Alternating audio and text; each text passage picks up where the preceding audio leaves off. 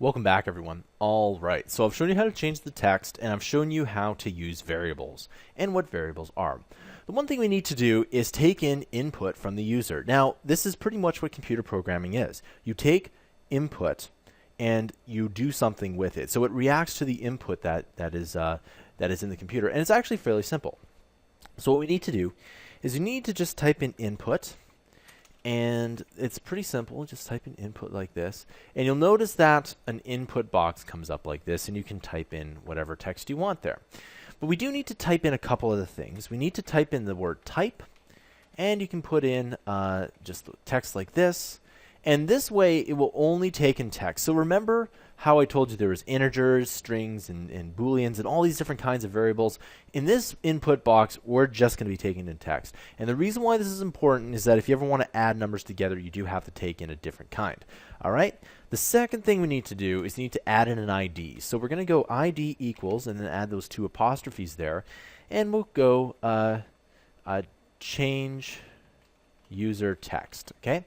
So we'll just go ahead and we'll do that here. Now, what we need to do is, what will happen is that once we go ahead and put in some text here, we need to find this ID here. Now, I'm just going to go to the JavaScript here. Now, you might be thinking that we could just add in another document.getElementID, etc. But we can't exactly do it like that. Okay? We need to add in another variable here. Okay? And we're going to just add in a var. Okay, and we're going to call this change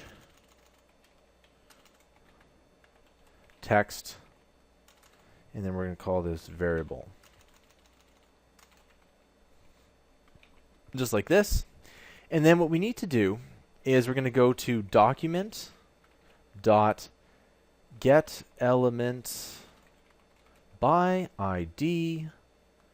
All right, and then what we're going to do is we're going to use this exact same ID, which is change user text, and I'm just going to copy and paste it in there.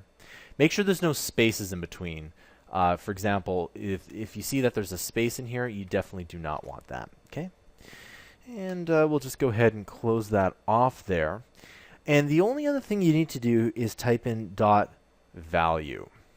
Okay, so now change text variable is now equal to whatever we put in there.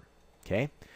The only thing we need to do is put in, see where this equal signs is? We need to just type in change text variable. And if you want to copy and paste that, you're more than welcome to. You can double click it and you can see the box shows around that, meaning that it does work. So if we go change the text, it doesn't do anything. But if we do, in this case, let's change it to a name like awesome. And we'll go change the text. It changes it to awesome. And we can go to awesome 5. And you can see it goes to awesome 5. And we can say is we change the text. Just like that. And there we go. That's all it is. So what we had to do is we had to set up a variable that took this in here. Now, I'll talk a little bit about this in the next tutorial, but you'll notice that the variable is inside the function and not outside. All right? I'll talk about that in the next tutorial. I'll see you guys next time.